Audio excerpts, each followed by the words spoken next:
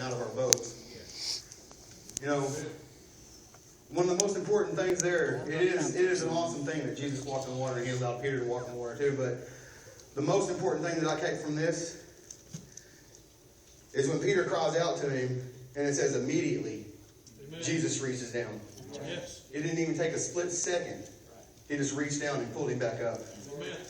That's for us. Amen. That walking on water is for us too, but the greatest miracle right there was that Jesus immediately reached down and pulled him up. Amen. He called out to him. That's what we're supposed to do. That's what he wants us to do. When we sit in our boats. And even though the wind's coming at us, we're safe in our boats. We may be scared, but that's what he says. Why are you afraid? But I just said, why are you afraid? Jesus has overcome everything the world that can throw at you.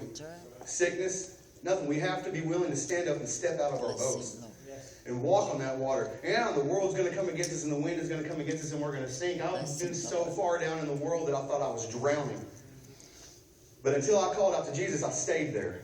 Yes. You see that? He's there with us, always. Amen. Whether you can hear him or not, he's there always. You can be all the way down at the bottom drowning. He's right there with you, screaming at you, telling you, look at me. Call out to me. Right. I'm right here. Call out to me and I will lift you up. Right. We have to have the courage to call out to him. We have to realize that we are not to take this world on alone. Amen. You see that? That is one of the biggest things. We get so depressed and we think, what am I going to do? How can I do this? That's the first thing that happens is, how am I going to do this? When we're all sitting right here right now, we know exactly how we're going to do this. God. Yes. Amen. His Son. You know, but it always seems like when we get out there in the world, they put him out of sight. That's the world's biggest thing right there. It's out of sight, out of mind.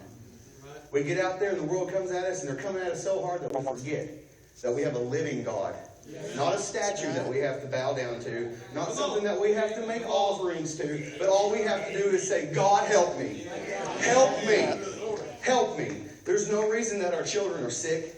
There's no reason that our families are splitting up. There's no reasons for divorces. There's no reasons for anything of that because God says so. He says, call out to me. He doesn't matter if it's financial. He doesn't matter what it is. The littlest thing to the most biggest thing in the world to you. He holds the world in his hands. Right.